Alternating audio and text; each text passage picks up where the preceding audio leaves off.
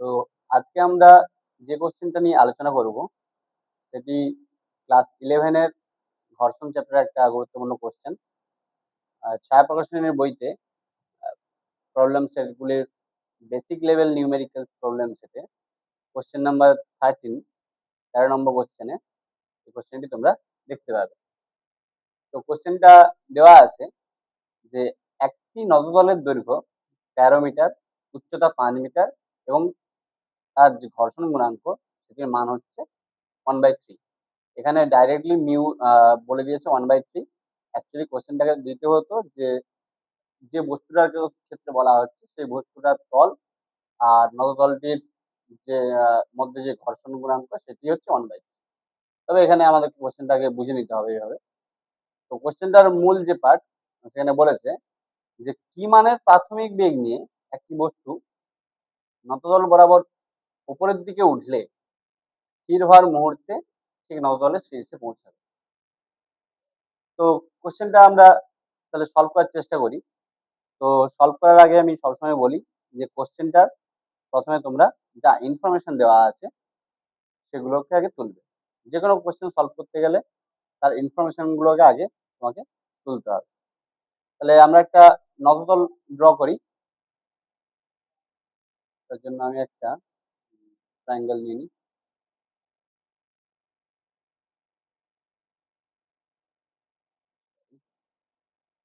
Plane draw করি। এটি একটি নততল। আগে যদি আমি একটু ভালো করে আঁকি দেখা যাবে এটা একটি শীর্ষবিন্দু যার নাম দিলাম এ। নততলটির হাইট বলা আছে একটা, আমি তার জন্য একেও নাম দিলাম বি আর সি। এই নততলটার দৈর্ঘ্য কোনটা হচ্ছে এবি। তাহলে এবি হচ্ছে নততলের দৈর্ঘ্য এবং তার মান কত দেওয়া আছে? এবি সমান 13 মিটার। উচ্চতা বিসি ইকুয়াল কত দেওয়া আছে? 5 মিটার বা 5 মিটার। এখানে 5 মিটার লেখা নেই। এবং তাদের যে ঘর্ষণ গুণাঙ্ক, যে কোনো একটা বস্তুর ক্ষেত্রে ঘর্ষণ গুণাঙ্ক কত বলেছে যে 1/3। তো ধরা যেতে পারে যে বস্তুটা যখন এরকম জায়গায় ছিল তাকে কিছু একটা প্রাথমিক বেগ ইউ প্রদান করা হয়েছে।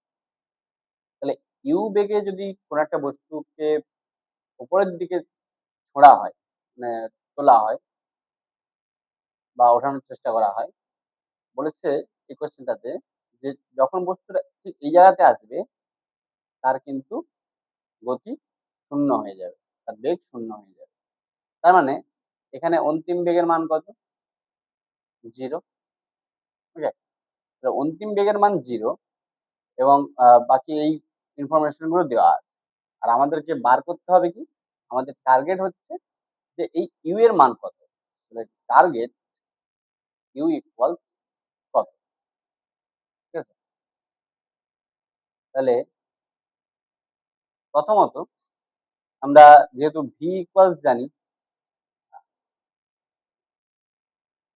ভি ইকুয়ালস আমরা কি জানি না, ভি ইকুয়ালস অন্তিম বেগ সেটি কত না 0। অন্তিম বেগটি 0। তাহলে v square equals u square minus 2a s সূত্রানুসারে আমরা কি বলতে পারি না, ভি স্কোয়ারের মানও তাহলে 0 হবে। তাহলে পাচ্ছি u square equals 2a s और a equals u square by 2s। এবার এস এর মান কত না, এস এর মান দেওয়া আছে 13 মিটার। এটাই হচ্ছে এস, মানে কতটা দূরত্ব ব্লকটি গেছে বা বস্তুটা গেছে সেটা তো 13 মিটার অবশ্যই দেওয়া আছে। আচ্ছা, তাহলে ব্লকটা যদি 13 মিটার যায় তাহলে ব্লকটার গতির সমীকরণ যদি আমরা লিখতে চাই, মানে কিছু একটা ফোর্স নিয়ে সে আসছিল, জাস্ট এই মুহূর্তে সে যখন এই নততল বরাবর উঠতে চাইবে, যখন এই নততল বরাবর উঠতে চাইবে তখন কি করবে যে তার অন্তিম বেগটা কিন্তু 0 হচ্ছে এবং গ্র্যাভিটির কারণেও 0 হবে। তো তাহলে এই যে জিরো হবে, তাহলে আমরা উল্টো দিক দিয়ে কি বলতে পারি যে এটা যে একটা মন্দন কাজ করছে। যেহেতু প্রাথমিক একটা বেগ ছিল, তারপরে অন্তিম বেগটা জিরো হয়ে যাচ্ছে, তাহলে আমরা বলতে পারি যে এতে একটি মন্দন কাজ করছে। তো সেই মন্দনটাকে তোমরা ধরে নাও এ। তাহলে কোনো একটা বস্তুর উপরে যদি এ পরিমাণ মন্দন তৈরি হয়, তাহলে তার উপরে তার মানে বস্তুটাকে আটকাতে যে ফোর্স অ্যাপ্লাই করা হয়েছে, সেটা সমান বলতেই পারি এম ইন্টু এ। আবার এই যে বস্তুটাকে আটকাতে কি ফোর্স অ্যাপ্লাই হয়েছে এখানে, এই বস্তুটাকে আটকাতে কি ফোর্স অ্যাপ্লাই হয়েছে, আমি একটু এটাকে কপি করে নেক্সট পেজে করার চেষ্টা করছি।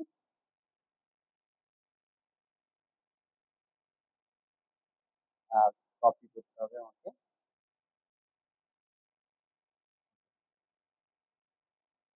তাহলে এই যে বস্তুটা, তাহলে বস্তুটা যখন এই জায়গাটা আছে বা এই নবতলের উপরে কোথাও আছে, তখন তার উপরে কি কি ফোর্স কাজ করছে। তাহলে তার উপরে যে ফোর্স গুলো কাজ করছে, একটা হচ্ছে তার ওজনের উপাংশ, আমরা জানি তার ওজনের উপাংশ। কোন উপাংশটা? না, উলম্ব উপাংশ। আমি একটু ছবি আঁকে করার চেষ্টা করছি, একটু সহজ হইতে হবে।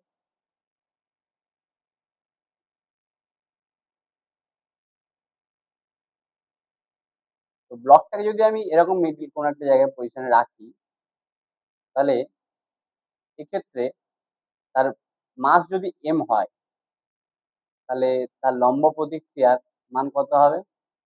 না, এন অর আর, তোমরা যা খুশি হতে পারবে। তার ওজনটা কোন দিকে ক্রিয়া করছে?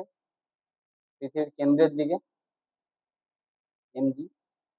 এটা যদি থিটা হয়, এই অ্যাঙ্গেলে যদি থিটা হয়, তাহলে এই অ্যাঙ্গেলটার মান অবশ্যই থিটা হবে, যার মান, আর এই ওজনের যে উপাংশটি অনুভূমিক উপাংশ, সেটির মান কত হবে? MG cos theta. আবার আমরা বলতে পারি যেহেতু এই উলম্ব দিক বরাবর, মানে এই তলের সাপেক্ষে উলম্ব দিক বরাবর যেহেতু কোনো মোশন হচ্ছে না, তাহলে N equal MG cos theta বলতেই পারি। এবং এই ওজনের বা এই গ্র্যাভিটেশনাল ফোর্সের আরেকটি উপাংশ, এটাকে বলি আমরা উলম্ব উপাংশ, যেটা আর কি বস্তুকে পড়তে সাহায্য করে নিচের দিকে, সেটা কত? MG sine theta. ঠিক আছে, এবারে বস্তুটা উঠছে কোন দিকে? ওপরের দিকে, নততল বরাবর উপরের দিকে উঠছে।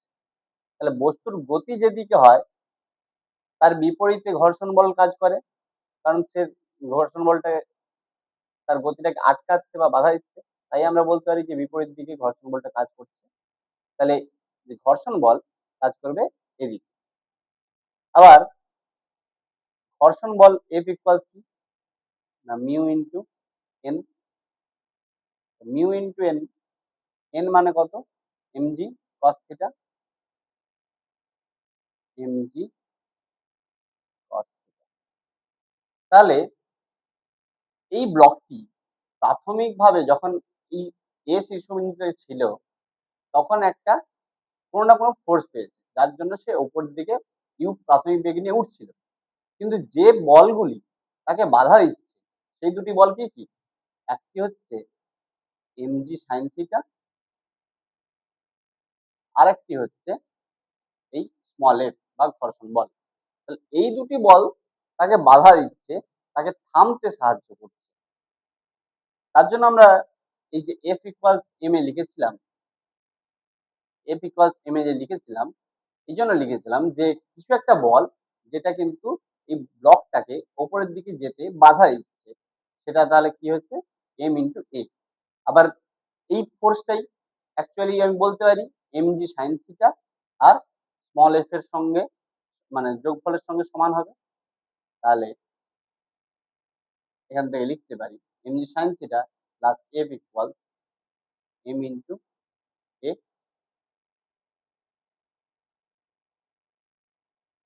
और mg sin थीटा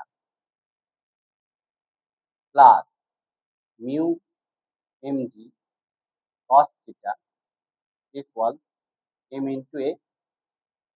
এর দুই দিকে কি কি কাটাকাটি যাচ্ছে, এম বাদ যাচ্ছে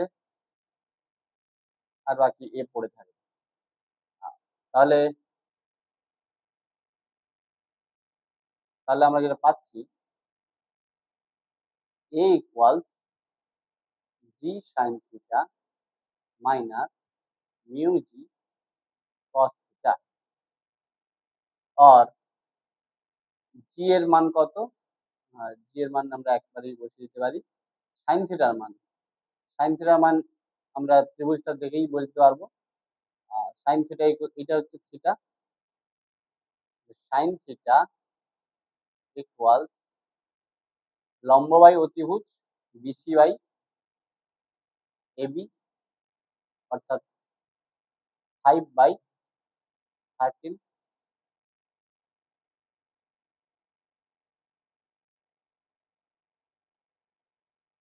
এবং cos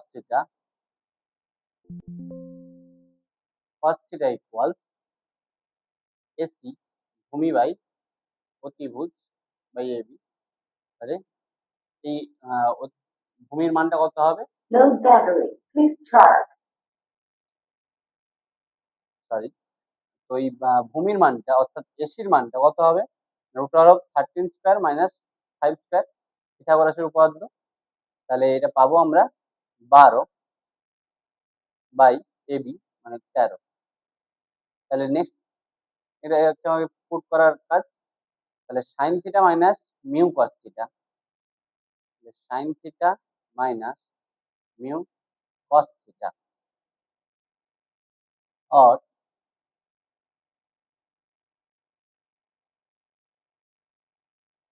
और a equals we get g into sin থিটার মান পেয়েছিলাম 5/13 মাইনাস মিউর মান যা ছিল 1/3 ইন্টু 12/13। তো g ইন্টু ডিনোমিনেটরে থাকবে 39, তাহলে উপরে হয়ে যাবে আর 5 into 3 plus 15 minus 12, 15 minus 12 equal g into 3/39 মানে g/13। তো এর মানটা আমরা যা পেলাম, অর্থাৎ যে মন্দনটা এর উপরে অ্যাপ্লাই হচ্ছে সেটা কত? না g/13 metre per second square, g/13 metre per second square. ঠিক আছে, তাহলে যদি এর মানটা আমরা পেয়ে গেছি তাহলে ইউ এর মানটাও পেয়ে যেতে পারবো। তাহলে আমি যদি এই যে সমীকরণটা a ইকুয়াল u²/2s এটাকে যদি আমরা 1 নম্বর সমীকরণ হিসেবে চিহ্নিত করি, তাহলে 1 নম্বর সমীকরণে যদি এর মান বসিয়ে দিই, 1 নং সমীকরণে এ এর মান বসিয়ে পাই, তাহলে g/13 ইকুয়াল কিসের সমান হলে u²/2s,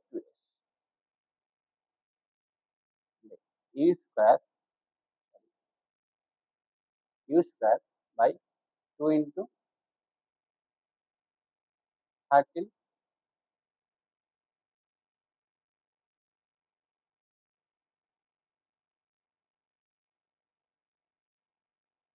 আচ্ছা, ওটা একটা মিস্টেক হয়েছে মনে হচ্ছে, সরি এটা প্লাস সাইন ছিল, তাহলে ওটা প্লাস হবে 15 + 12 মানে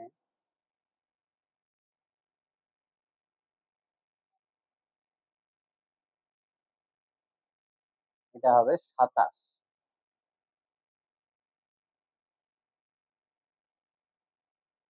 তাহলে এটার মান হবে 27 g/13।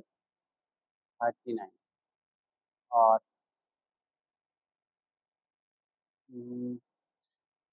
বলতে পারি 9g/13 আর 9g/13। তাহলে এর মানটা আমরা যদি ভালো করে পুট করি, তাহলে 9g/13 equals u square by 2 into 13। S এর মান যেহেতু 13 ছিল, 13 মিটার, তো ইউ স্কোয়ার ইকুয়ালস 18g और u equals root over of 18 into g, that means 18 into 9.8, or u equals 18 into root over of 18 into 9.8. If we calculate root over of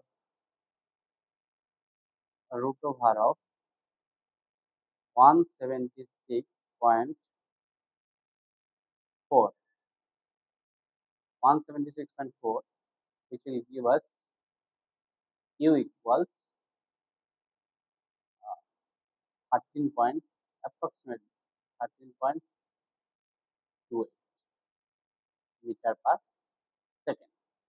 তো এটাই আমাদেরকে বার করতে হতো যে বস্তুটি কত প্রাথমিক বেগ নিয়ে ছাড়লে বস্তুটি এই বি মানে সর্বোচ্চ উচ্চতায় এসে তার বেগের মান 0 হতো। তাহলে সেটা কত হবে না, 13.28 মিটার পার সেকেন্ড বেগ নিয়ে আমাদেরকে ছাড়তে হবে।